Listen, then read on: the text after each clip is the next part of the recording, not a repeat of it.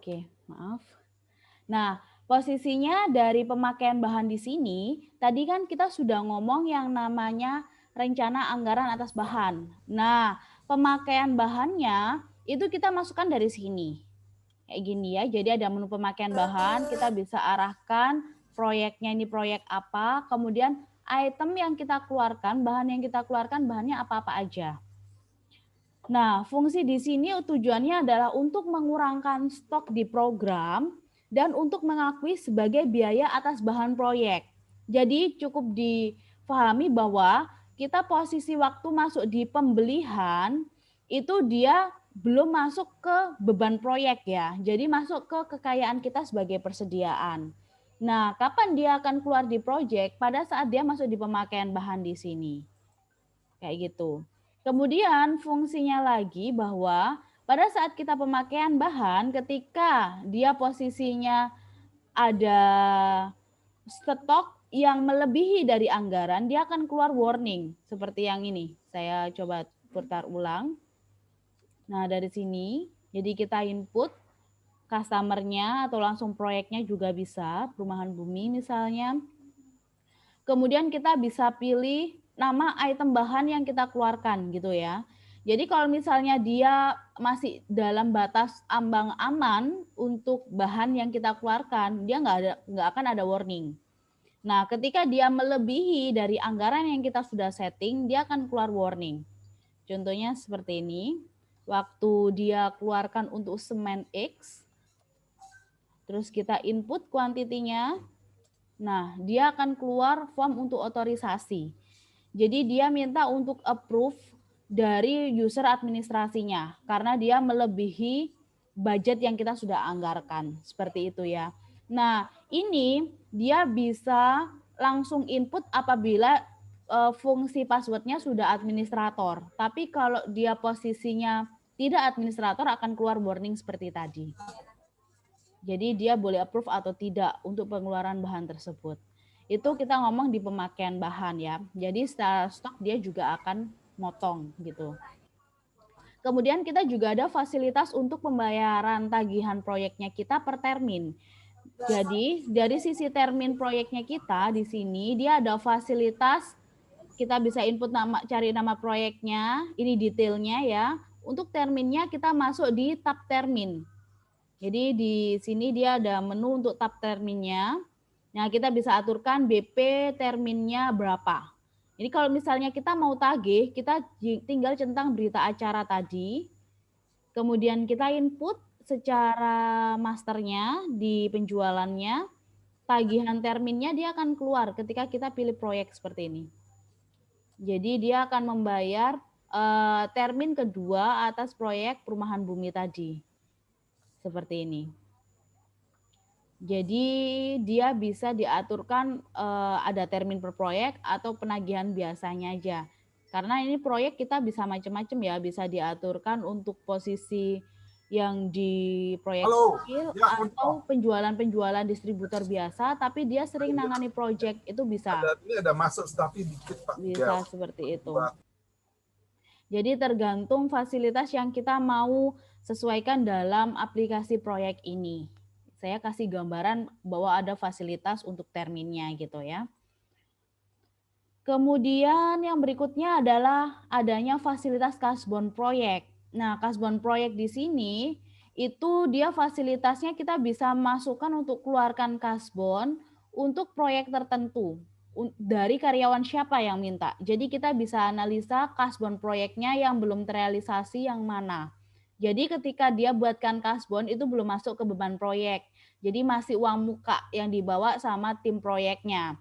Nanti ketika posisi dia sudah realisasi, baru kita akui sebagai biaya proyek tersebut gitu ya. Ini fasilitas untuk kasbon ke proyeknya.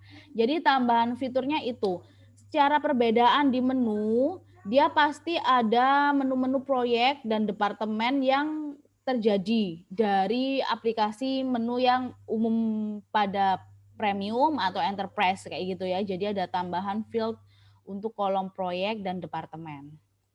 Oke, saya buka sesi pertanyaan terlebih dahulu. Mungkin mau ada yang ditanyakan sebelum saya masuk di aplikasi.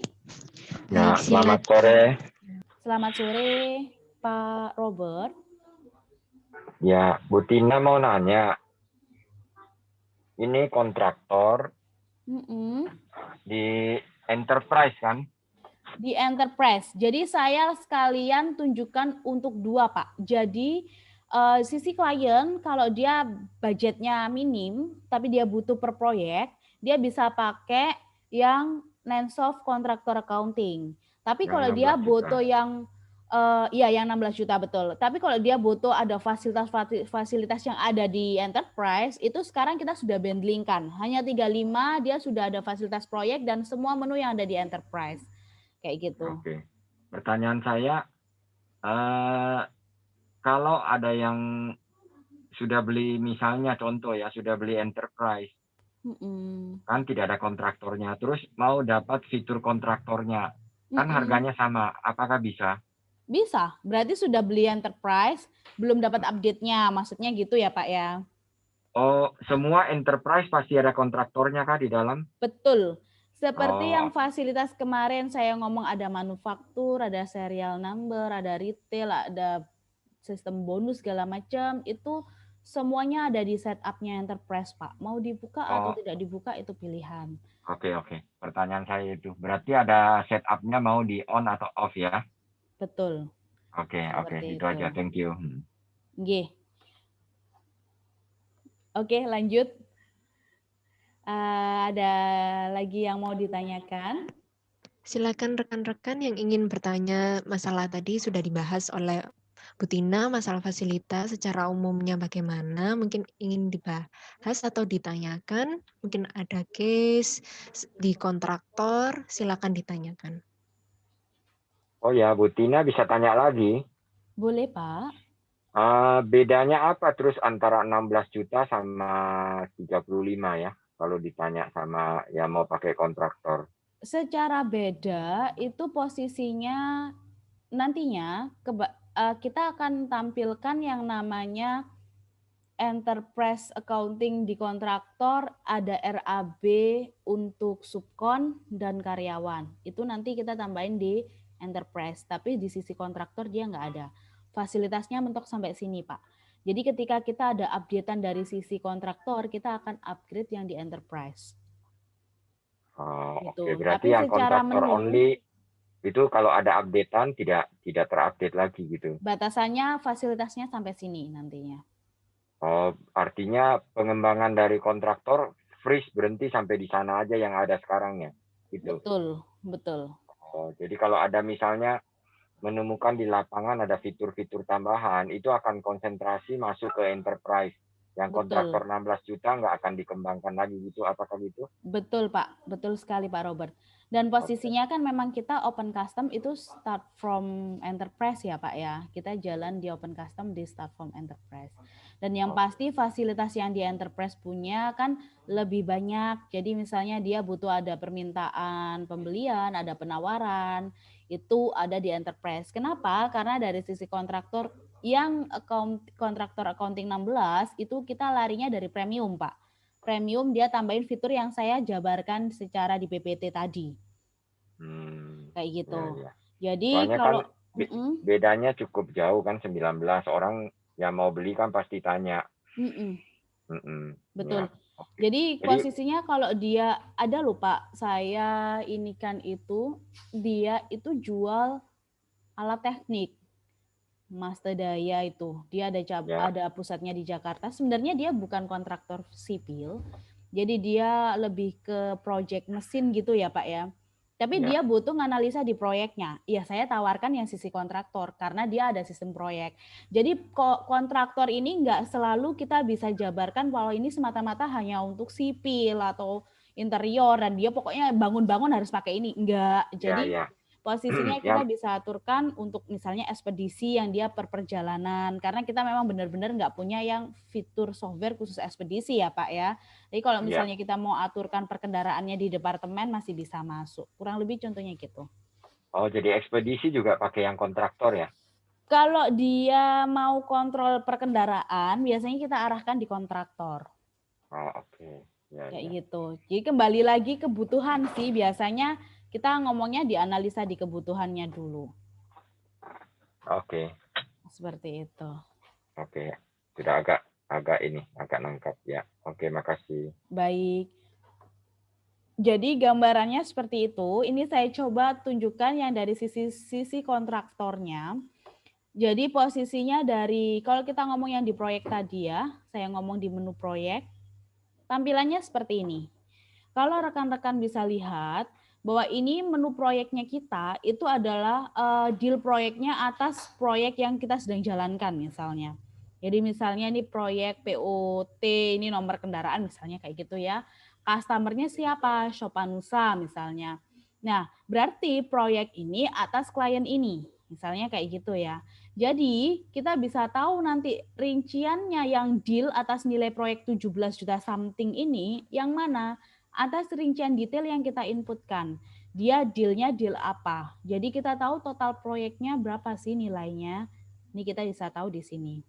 Jadi saya ulang sedikit bahwa yang tadi saya ngomong di proyek itu kita ada yang namanya nomor proyeknya, nama proyeknya dan nomor atas proyek SPK-nya, surat perintah kerja atas proyek itu. Kita bisa atur di sini.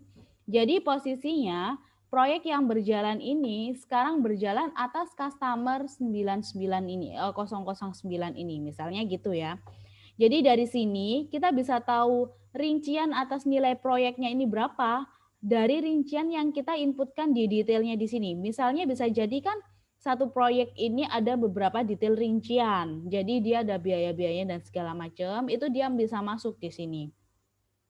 Jadi kita inputkan rinciannya atau langsung gelondongan biaya rumah seperti ini ya. Jadi totalnya misalnya 1M. Itu bisa diaturkan seperti itu. Kemudian dari sini kita juga bisa aturkan kalau misalnya dia jalannya per termin, dia masuknya di sini adalah termin. Maka dari termin di sini kita bisa aturkan persentasenya atau langsung nilainya.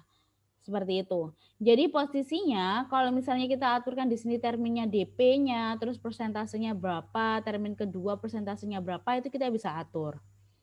Efeknya apa? Pada saat kita aturkan di sini kita input termin, kita centang berita acara penagihan di sini, dia bisa tunjukkan seperti yang saya tunjukkan di video tadi.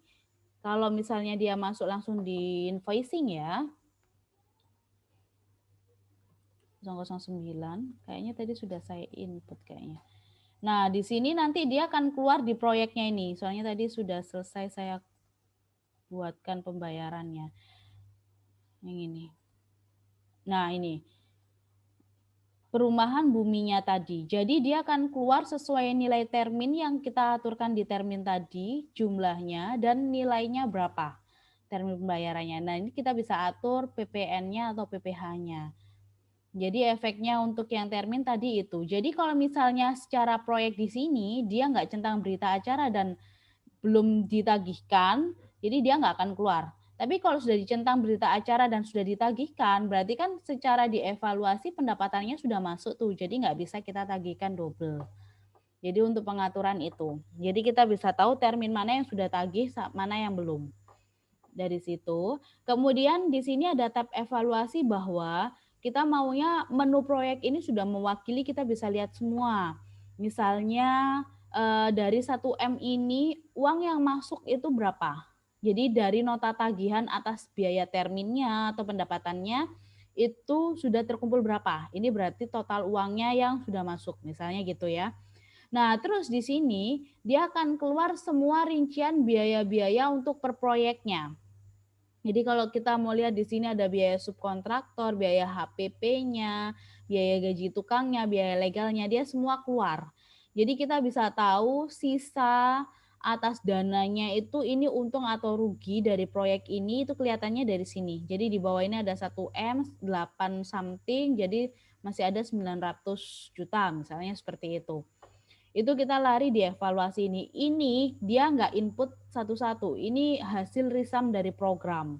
Jadi kita bisa tahu untuk proyek ini sudah sampai mana kayak gitu. Atas tagihan terminnya dan atas biaya-biayanya. Pun di sini berarti biaya yang terkait adalah biaya atas pemakaian bahan dan biaya gaji tukang. Jadi sebenarnya kalau kita ngomong dari sisi proyek itu kan sama seperti kita ini ya, apa namanya, transaksi pembukuan, cuma dia split per proyek dan dia mau analisa per proyeknya gitu kan.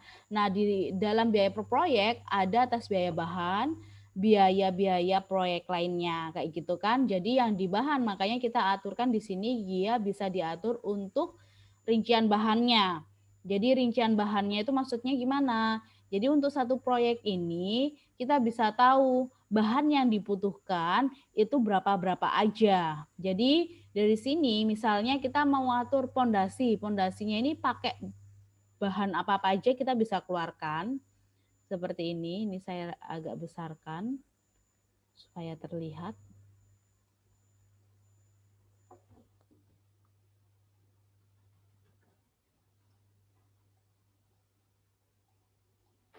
Nah, seperti ini. Jadi dia ada pondasi, ada pembangunannya. Jadi di sini kalau misalnya dia pondasi, oh bahannya ini nih, pembangunannya atau apa bahannya ini nih. Sebenarnya ini tujuannya untuk ngelis sih para pekerjaannya itu bahannya butuh apa aja. Hasil akhirnya program akan menjumlahkan total bahan yang dia butuhkan untuk proyek ini. Jadi 1M ini ternyata butuh pasir ini, semen ini. Misalnya seperti itu. Jadi kita bisa lebih tambahkan lagi list detail atas itemnya yang dia butuhkan itu berapa aja. Dari situ ya.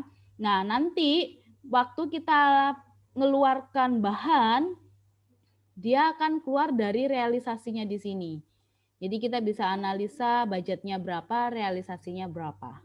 Kita bisa tahu itu selisih atau tidaknya gitu ya, realisasi secara uang, budget, dan realisasi secara HPP yang berjalan pada saat kita keluarkan bahan itu tadi. Nah, posisi untuk yang pengeluaran bahan di sini itu masuknya di inventory, kita ada yang namanya pemakaian bahan, seperti yang di video tadi saya tunjukkan. Di sini nanti kita bisa tahu customer-nya proyeknya ini itu dia ambil bahan apa aja. Jadi setiap si proyek itu tadi mau kontrol di stok dan dia mau keluarkan bahan setiap dia pakai bahan, dia bisa masuk di menu pemakaian bahan di sini. Jadi secara kartu stok seperti pada umumnya, berarti atas bahan yang terkait misalnya semennya tadi seperti ini. Nah, jadi dia bisa tahu ini pemakaian bahan atas proyek-proyek mana. Jadi kalau misalnya kita agak panjangkan, nah jadi ada faktur pembeliannya, terus ada pemakaiannya, ini untuk proyek-proyek mana aja. Dari situ. Nah, posisinya berarti biaya-biaya yang terkait atas bahan ini, dia akan lari di menu proyek yang terkait tadi, masuk di kolom realisasi ini gitu ya. Nah, ini kan risamnya. Kalau misalnya kita mau tahu detail rincian pemakaian bahannya untuk proyek ini, kita bisa lihat di laporan inventory. Di sini kita ada tambahkan laporan atas pemakaian bahan. Jadi misalnya saya all-kan, saya masuk yang perumahan bumi tadi, dari tanggal berapanya kita bisa geser. Saya keluarkan all ya misalnya ya. Nah, seperti ini. Jadi kita bisa tahu item-item yang kita keluarkan atas perumahan bumi itu tadi rinciannya per transaksinya. Jadi kita bisa tahu secara nilai uangnya berapa. Nah, kalau kayak gini berarti kan dia nggak ada HPP atas pasirnya misalnya. Jadi bisa dikontrol biayanya ini connect enggak kayak gitu. Nah, biaya ini apa connect dengan HPP yang ada di biaya proyek itu. Seperti itu, ini kita ngomong yang di pemakaian bahan. Saya lanjut. Kemudian dari sisi proyek ini, selain kita bisa kontrol yang ada di bahan tadi, dan pengontrolan bahannya bisa kalau misalnya dia melebihi proyeknya tadi, budgetnya dia ada warning ya, seperti yang di video saya tunjukkan tadi. Kemudian yang berikutnya adalah RAB biaya. Nah, RAB biaya ini kan kita sudah targetkan tuh di rincian bahannya ini adalah 30.500 something target biayanya di sini. Jadi realisasi atas pemakaian bahan yang kita keluarkan ini tadi dari ini dan ini, dia masuknya dari sini nanti. Jadi dia masuk di realisasinya. Jadi kita bisa tahu sisanya untuk HPP materialnya berapa. Nah, akun ini kita bisa sesuaikan, misalnya materialnya mau di-split dipisah-pisah juga bisa. Jadi nggak harus di sini nilai akunnya namanya HPP. Kemudian saya lanjutkan, selain atas biaya HPP material, kita juga bisa masukkan biaya operasional lainnya, misalnya gaji staf penjualannya, kemudian gaji karyawan harian atau tukang, biaya legal, itu kita bisa anggarkan di sini. Kita tinggal input aja. Lah, atas biaya yang terkait ini tadi yang kita keluarkan di bukti kas bank keluar, dia akan masuk secara otomatis di realisasi di sini. Seperti itu. Jadi pada saat kita input di bukti kas bank keluar, bedanya apa dengan program premium atau enterprise yang sebelum ada kontraktor? Dia ada yang namanya kolom proyek di sini atau kolom departemen. Jadi kita bisa keluarkan biaya per departemen atau biaya per proyeknya. Jadi kalau kita input proyek secara otomatis dia akan masuk secara proyek di realisasi biaya di sini. Jadi kita bisa tahu dari target total keseluruhan dengan realisasinya sudah over budget belum. Seperti itu. Ini adalah informasi atas yang kita input kalau kita misalnya pilih menu proyek ini. Seperti itu ya. Nah, efeknya berarti di pembelian di sini bisa nggak kita order berdasarkan proyek? Bisa. Jadi kita tinggal tandai aja itu untuk proyek mana di sininya. Jadi ada untuk proyeknya ini digunakan untuk proyek mana. Tapi pada saat faktur pembelian, kita masukkan faktur pembelian di sini, kemudian di sini kita tulis proyek sewa truk, apakah biaya langsung masuk untuk itemnya ini tadi? Enggak, kalau dia sistemnya stok ya. Jadi kalau misalnya dia ambil, nah kayak gini, batu bata untuk proyek bumi. Nah ini kan dia sudah keluarkan uang ya, tapi kalau stok, sistemnya stok, kalau kita masuk pembelian, dia belum masuk biaya. Jadi ini hanya kita mau nandai pembelian untuk proyek yang mana. Jadi di laporan pembeliannya nanti dia ada informasi atas proyek yang berjalan. Seperti ini. Nah, jadi kalau dia ada tambahan kolom proyeknya, dia ada dikasih detail laporan ini itu pembelian batu bata, ini posisinya proyek mana yang sedang kita lakukan pembelian gitu ya. Tapi ini dia nggak langsung masuk ke biaya ya. Jadi kalau dia mau masuk ke biaya berarti harus dikeluarkan menggunakan pemakaian bahan. Seperti itu.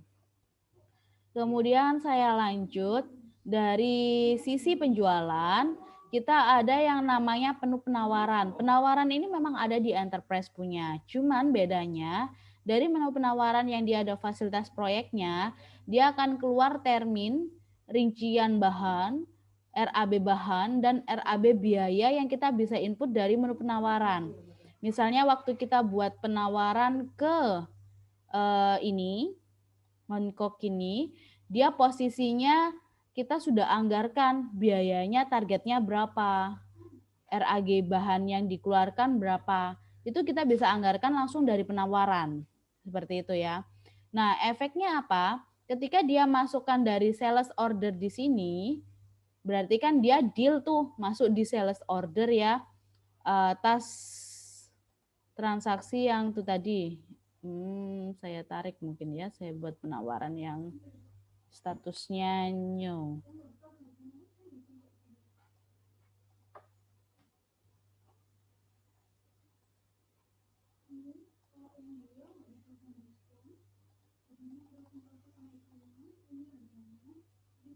Oh, nggak ada. Saya coba buat aja ya.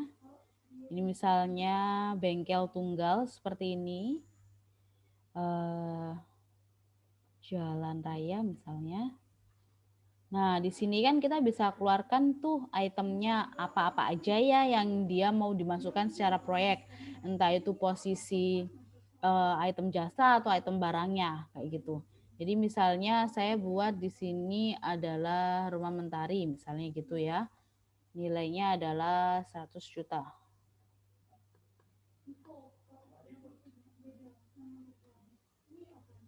Misalnya seperti ini. Jadi ini kita bisa atur ya terminnya atau rincian bahannya yang terkait itu tadi. Misalnya saya mau save atau saya mau isi deh rincian bahannya. Jadi kalau kita masukkan rumah mentari seperti ini, kalau kita buat, ini bisa diatur connect dengan formula ya. Jadi setiap pekerjaan ini bahannya pasti ambil bahan ini. Itu bisa. Dan harganya di sini langsung otomatis keluar harga HPP-nya. Kalau misalnya posisinya dia ganti harganya juga bisa. Jadi targetnya sesuai harga yang aku mau, bisa. Jadi harganya tinggal diedit aja. Nah, posisinya ini misalnya seperti ini.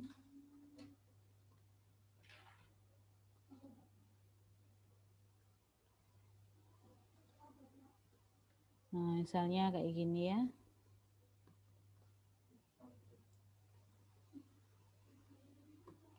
Seperti ini. Jadi saya save. Ini kan masuk di penawaran. Jadi kita bisa simpen rincian atas rincian bahan ini tadi. Nah, pada saat dia deal, dia bisa lakukan menggunakan proses tarik penawaran di sini tadi. Seperti ini. Saya tinggal save, berarti ini sudah deal. Masuk ke SO pekerjaan gitu kan. Jadi di sisi proyeknya tadi kita nggak perlu input lagi, kita tinggal input nomor SO-nya aja. Jadi dari sini kita bisa tarik nomor SO-nya. Bentar.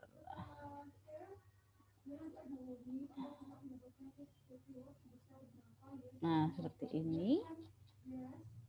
Maka rincian yang kita keluarkan di rincian biaya tadi dia akan ngikut. Jadi kita bisa simpen intinya.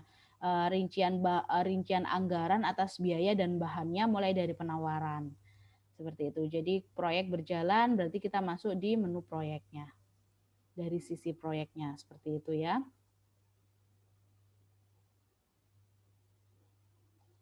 Nah, ini nomornya duplikat. Saya ganti ya. Soalnya bisa diatur manual. Saya buka biar bisa edit nomor SPK. Kalau mau supaya nggak duplikat, ini better dikunci aja nomor SPK-nya. Kayak gitu. Kemudian dari SPK-nya di sini atau surat proyeknya di sini, efeknya apa? Berarti kita bisa lakukan pembelian atas proyek yang kita input tadi. Kayak gitu ya.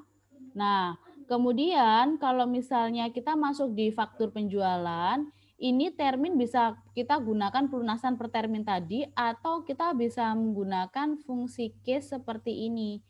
Jadi aku nggak mau pakai termin-termin, ya sudah aku tarik nomor SO-nya aja.